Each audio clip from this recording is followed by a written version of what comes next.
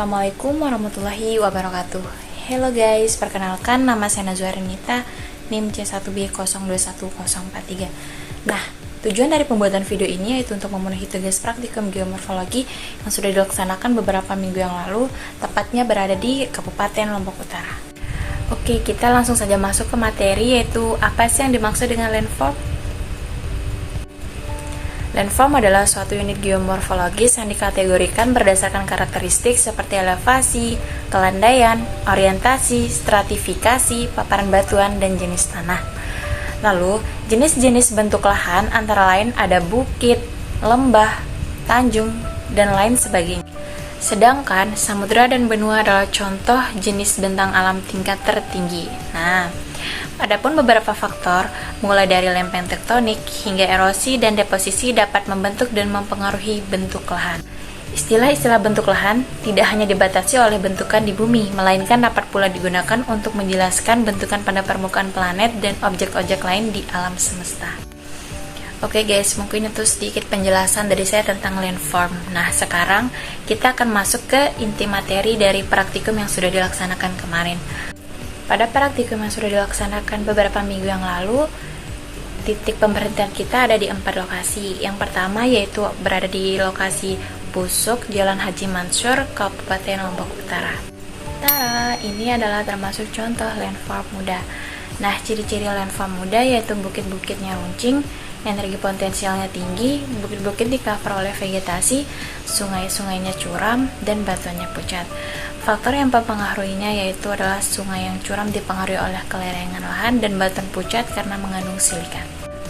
Pola drainasenya memiliki penampang melintang berbentuk huruf V dan memiliki sungai relatif lurus dan dalam sehingga energi vertikalnya itu lebih besar dibanding energi lateralnya. Nah, karena kemiringan tajam itu energi potensialnya besar sehingga jika dia menumpuk di permukaan tanah akan terbentuk alur-alur berbentuk V. Memiliki erosi yang relatif kecil karena adanya vegetasi yang masih rapat. Vegetasi ini dapat menjadi indikator bahwa tanah yang di lokasi pertama ini termasuk tanah yang subur. Nah, pada landform muda ini, batas unit lahan sejajar dengan batas topografi dan lebih mudah untuk menentukan batas unit karena memiliki perubahan lereng yang jelas. Nah, lokasi pemberhentian kedua yaitu ada di Pemenang. Di sini saya taruh gambarnya. Nah, ini termasuk adalah landform dewasa atau landform pluvial. Ciri-ciri landformnya yaitu vegetasinya jarang, terdapat semak belukar, tanahnya dangkal, sungainya lebar, lerengnya relatif datar, terdapat partikel halus, dan bentuk bukitnya tumpul. Nah, adapun faktor yang mempengaruhinya yaitu yang pertama, vegetasi jarang disebabkan karena tanah yang kurang subur, dan yang kedua yaitu erosi dan yang diakibatkan oleh erosi dan campur tangan manusia. Hasil dari erosi itu adalah bentuk perbukitan yang landai, titik penuaannya dipercepat karena adanya tanaman pangan yang ditanam pada lereng yang tajam tanpa kegiatan konservasi yang membadai titik kesuburan tanah yang rendah. Faktor yang mempercepat penuaan pada landform dewasa ini yaitu karena aktivitas manusia yang menjadikannya kebun dan lahan untuk tanaman pangan yang dapat mempercepat erosi sehingga energi potensial menjadi aktual. Lokasi pemberhentian ketiga yaitu berada di Desa Jugil, Kabupaten Lombok Utara. Tara, ini adalah contoh gambar landform struktural. Adapun ciri-cirinya yaitu yang pertama, penampakan yang ada berupa patahan, lalu yang kedua patahnya berbeda-beda dan sungainya mengikuti patahan. Yang ketiga yaitu terdapat landform pluvial di bagian bawah. Yang keempat yaitu bentuk bukitnya agak bulat dan yang kelima bentuk dasarnya seperti V dan bisa dijadikan batas unit. Lalu terdapat kesuburan tanah yang berbeda-beda dan yang terakhir yaitu vegetasi di bagian atas dan bawah sama. Faktor yang mempengaruhi terjadinya landform struktural adalah gempa bumi. Nah, bentuk bukit mengikuti patahan yang terjadi akibat gempa bumi. Lapisan batuan cenderung memiliki kemiringan atau inklinasi yang berbeda-beda akibat pergeseran. Ini menciptakan perbedaan ketinggian dan sudut kemiringan yang sangat mencolok. Lalu, patahan dapat menciptakan terasan yang merupakan bidang datar yang terputus oleh dinding batuan yang terangkat.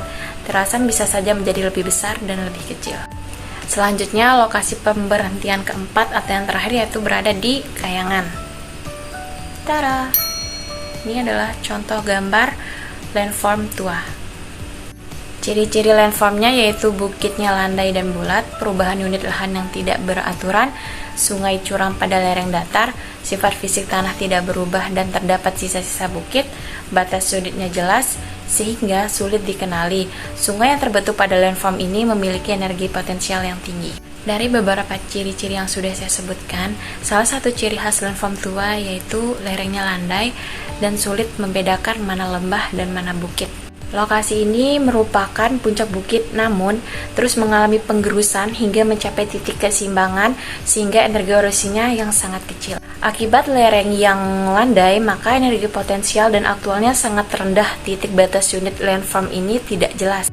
Oke, mungkin hanya itu yang bisa saya jelaskan pada video praktikum geomorfologi ini.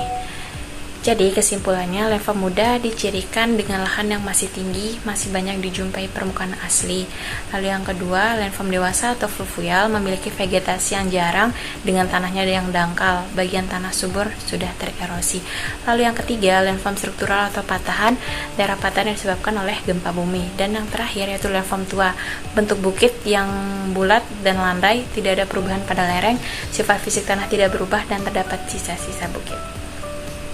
Oke guys, sekian video praktikum geomorfologi. Untuk kurang dan lebihnya mohon dimaafkan. Wassalamualaikum warahmatullahi wabarakatuh. Bye bye.